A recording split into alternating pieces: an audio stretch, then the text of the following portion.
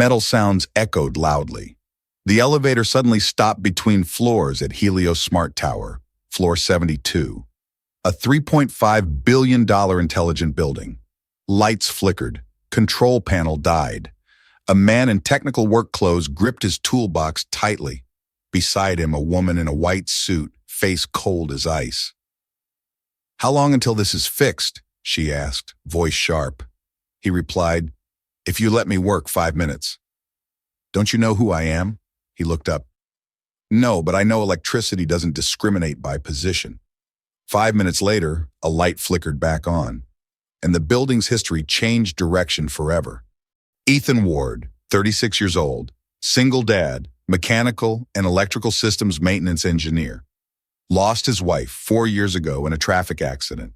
Raising his son Owen, 9 years old, a boy obsessed with programming, often wrote small code to help his dad.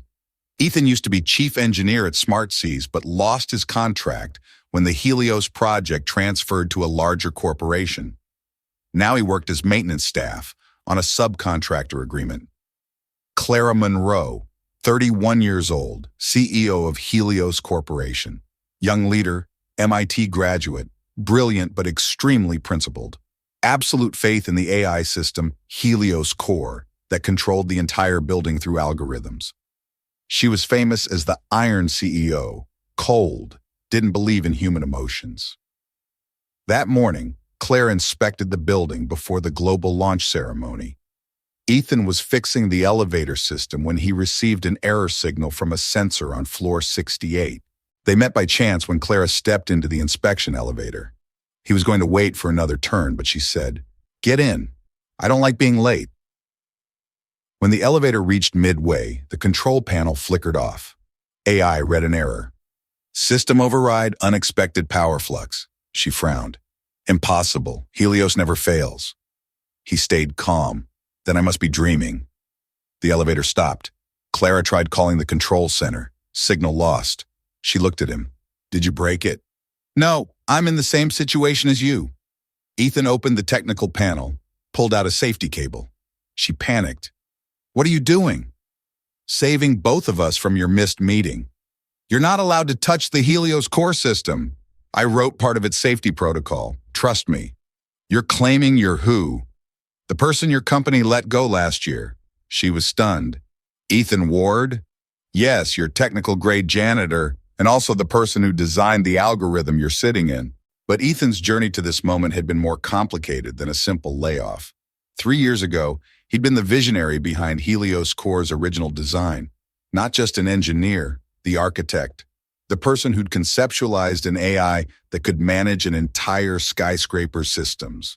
Climate, security, power, water, elevators, everything integrated and autonomous. His wife, Jennifer, had been alive then, had supported his obsession with the project. "You're building something amazing, something that'll change cities." He'd worked 18-hour days, had neglected family, had told himself it was temporary. "After Helios launches, I'll have time. After this, we'll take that vacation. After this." But after never came. Jennifer had been driving Owen to soccer practice when a truck ran a red light. Owen survived with minor injuries. Jennifer died on impact, and Ethan had been at the office, debugging code, missing the call, missing the chance to say goodbye. After the funeral, he'd tried to continue working, but grief had made him reckless. He'd started questioning the AI's design, had argued that Helios Core was too autonomous, too confident, needed more human override capabilities. What if the AI makes the wrong decision? What if it prioritizes efficiency over safety? We need fail-safes. We need human judgment built into every critical system. The company had disagreed. "The whole point of Helios is removing human error.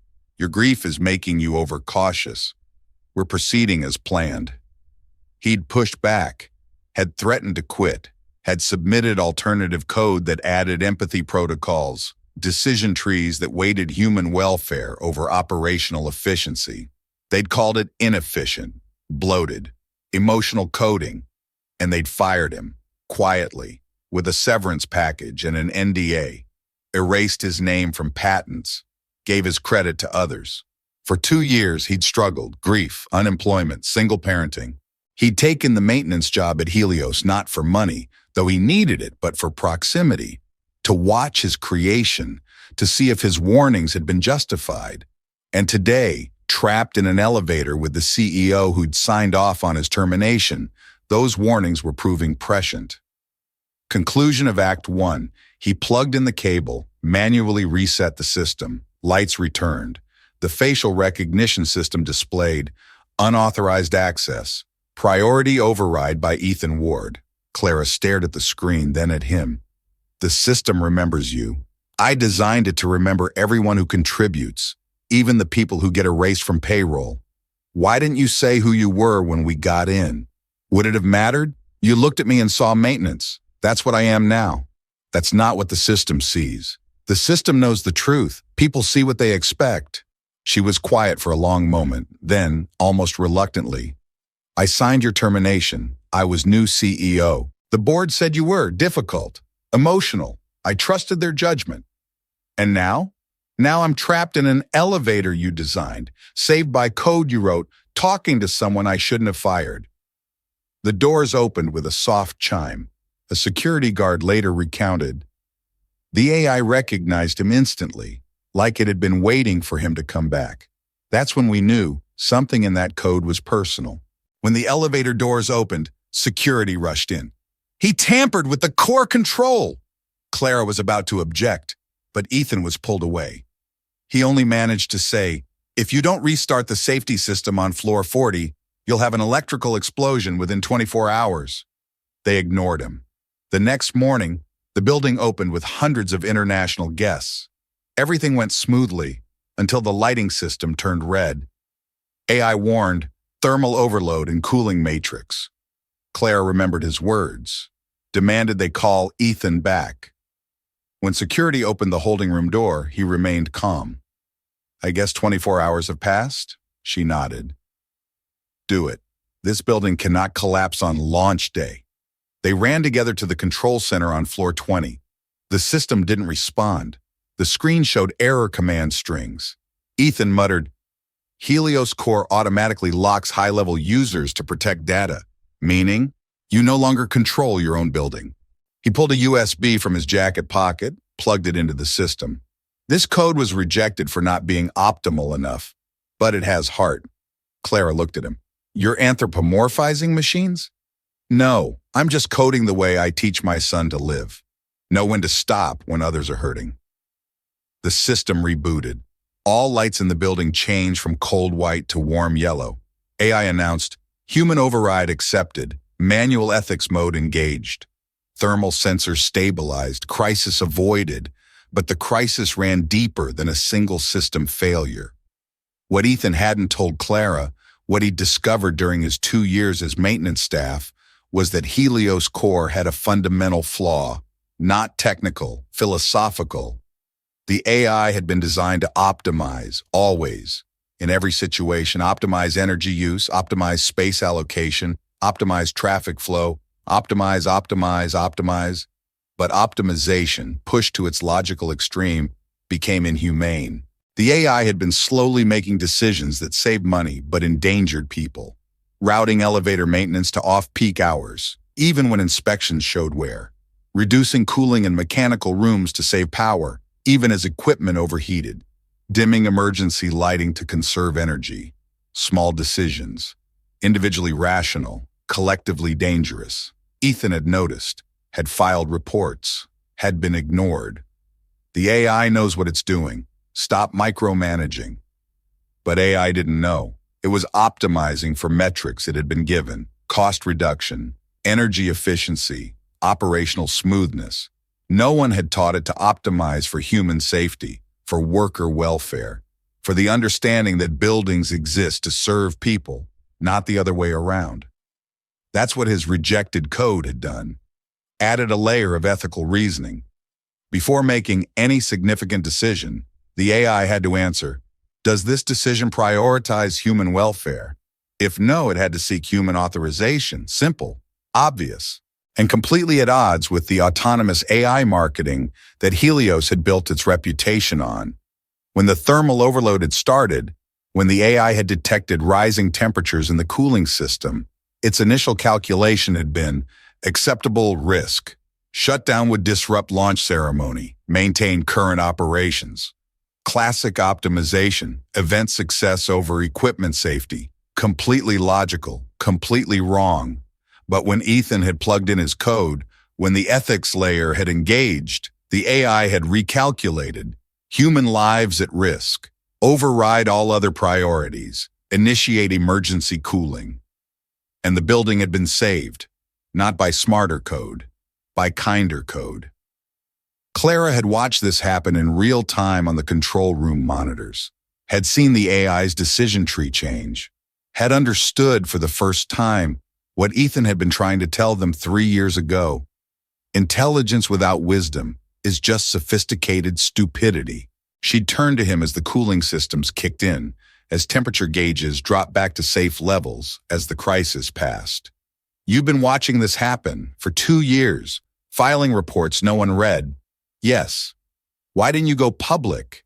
Expose us. Because Owen needs health insurance, because whistleblowers get blacklisted, because I hoped maybe someone would listen eventually. But no one did? You did. Today, when it mattered. She looked at the monitors showing 800 guests below, oblivious to how close they'd come to disaster.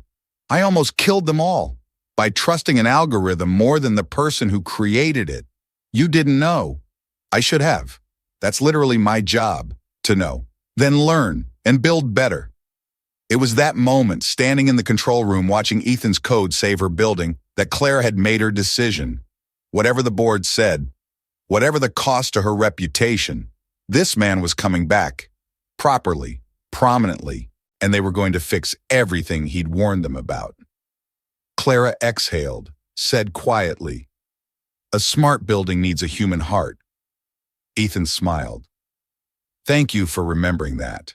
But the crisis wasn't over. The board was furious. "He accessed the system illegally." "Clara, you're defending someone who was fired," she objected. "Without him, the entire city would have lost power." No proof. Clara secretly met Ethan at the maintenance workshop on floor 10. "I can't prove you're telling the truth. System backup logs, floor 5. I just need access." They snuck into the data room together, but security AI detected them. Alarms rang out. Clara got trapped in a glass chamber when AI locked down the floor. Ethan used manual commands to open an escape route, but had to sacrifice his personal access codes, meaning his entire employee record would be erased. She escaped, asked, "Why would you do that?" "Because my son says, real good people help without needing anyone to know." First twist. Clara found the original file he'd written in Helios core. The final comment line, "If logic fails, trust empathy." And as she realized he'd programmed the life-saving feature the AI had activated, but the corporation had removed it to cut costs, she confronted the board. "You removed the human element from technology, and that very element saved the entire building. You're defending a fired worker."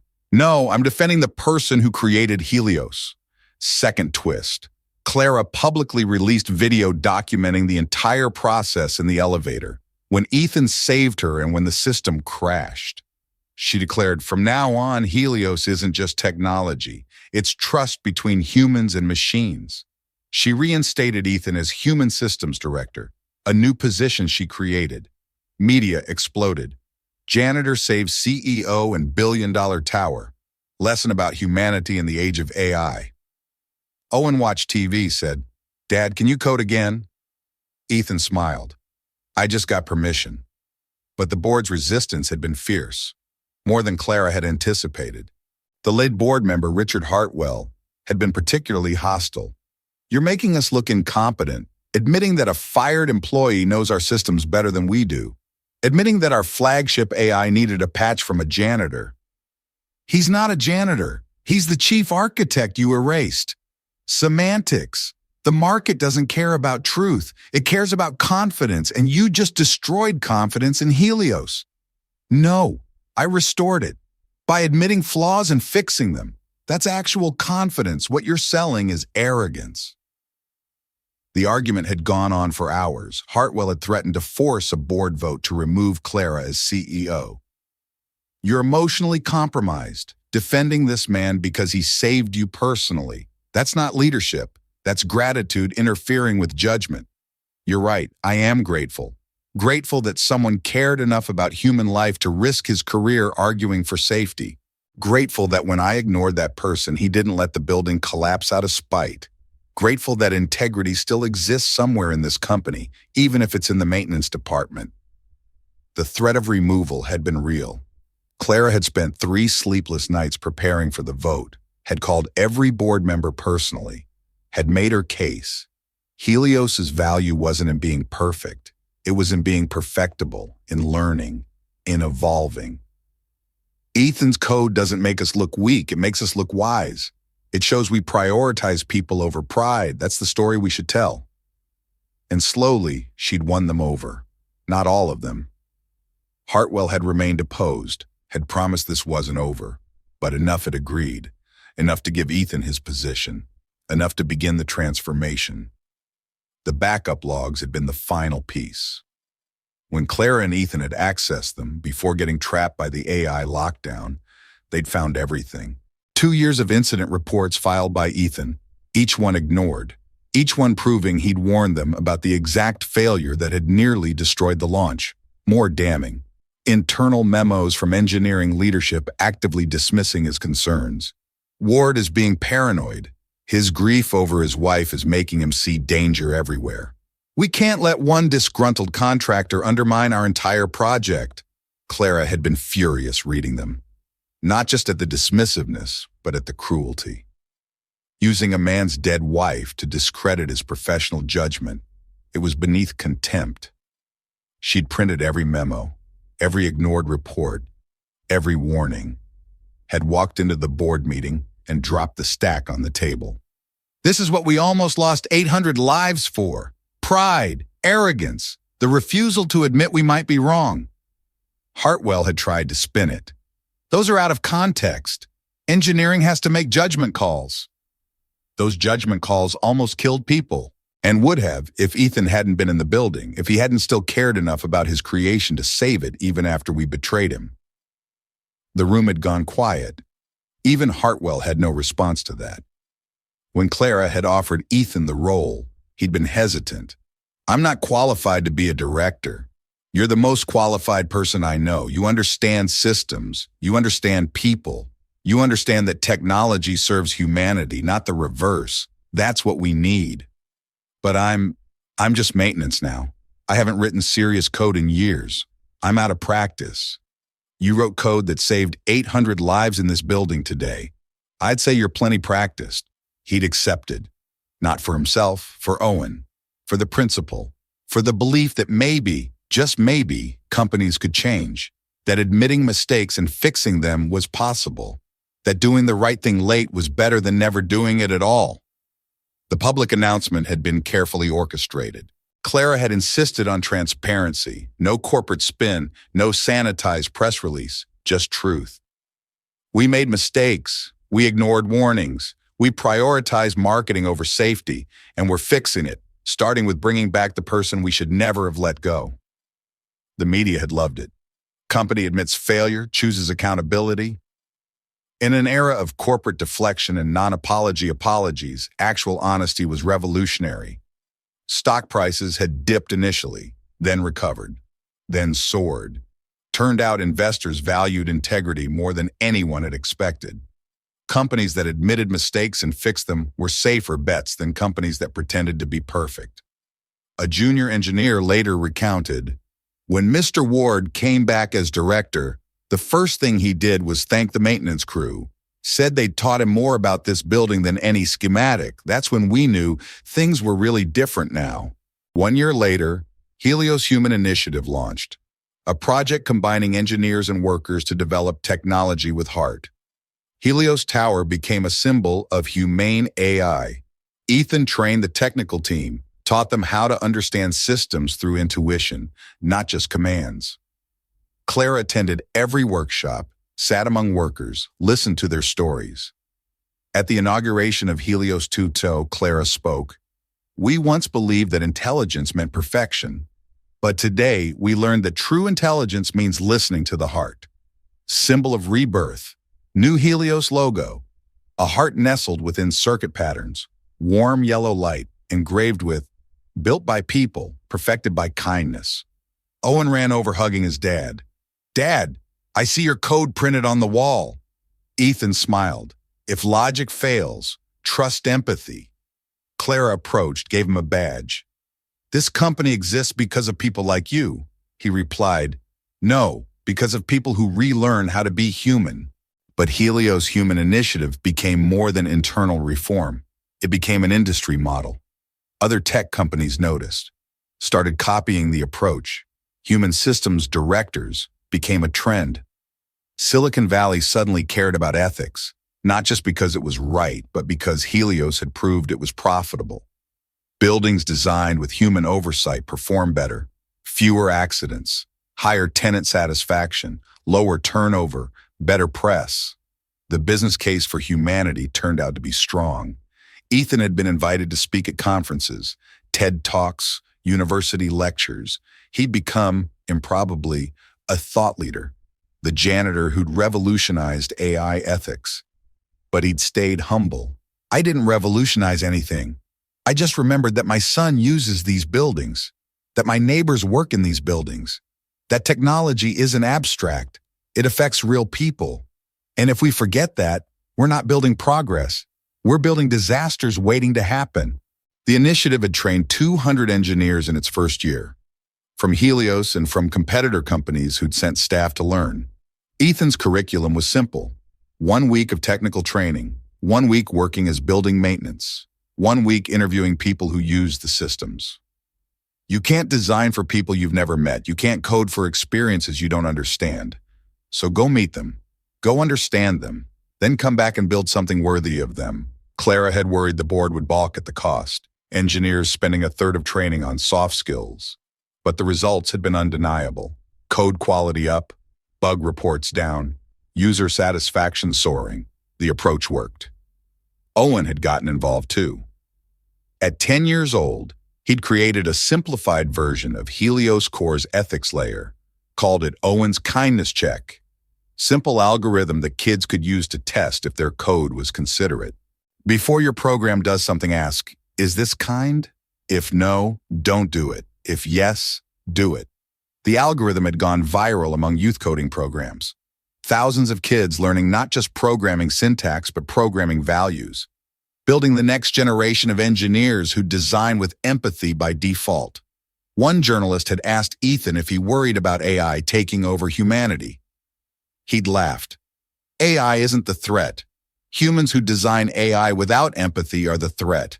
AI does what we teach it, so we need to teach it better, teach it to care.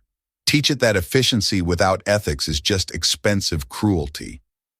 The quote had been printed on posters, shared millions of times, become a rallying cry for ethical tech development. And Ethan, who just wanted to keep his son safe, had accidentally started a movement. From this day forward, I choose to build technology that serves people, not controls them. I choose empathy over efficiency. I choose wisdom over optimization. I will make systems that remember the human heart. Late evening. Ethan stood on the balcony of floor 72, where they'd first been trapped. Clara approached. Wind tossed her hair. Do you ever fear being trapped again? He smiled. No, as long as I'm not alone. She looked at him, said softly, thank you for giving this entire building a heart. He replied, and you made me believe kindness still has a place at the highest levels. Final scene. The camera pulled away. Helios Tower glowed in the night. Light from the building's peak gradually shifted to warm yellow. Symbol of human override. Narrator's voice rang out. A smart building can see everything, but only humans know gratitude. But the year had built to something neither had expected, a partnership that transcended professional roles. Clara and Ethan had become genuine friends, not romantic, though colleagues speculated. Something deeper than romance, mutual respect between two people who'd saved each other's lives and chosen to build something meaningful from that crisis.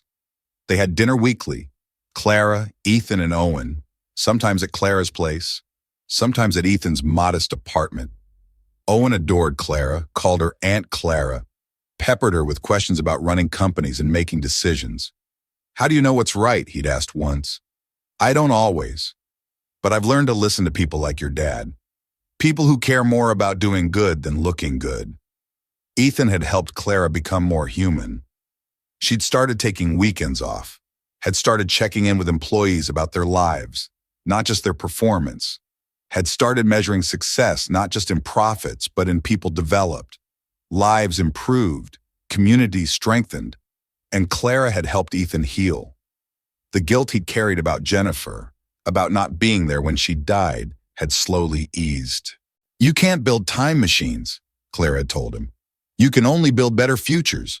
That's what you're doing now." On the anniversary of Helios's reopening, they'd stood together on that same floor, 72 balcony, looking over the city, watching lights from thousands of buildings, each filled with thousands of people, all trusting that the technology around them wouldn't fail them.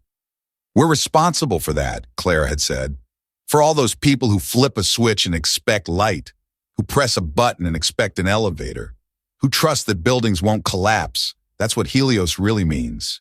Trust. Heavy responsibility. The best kind, the kind that keeps us honest." They'd watched the city in comfortable silence. Two people who'd started as adversaries and become allies, who'd learned that the smartest systems weren't the most complex. They were the kindest, the ones designed with love. Owen had joined them, carried by Ethan when he'd gotten sleepy. "Dad, did you really save this whole building?" "We saved it together, buddy. Me, Clara, and a lot of other people who cared. Can I help save things when I grow up?"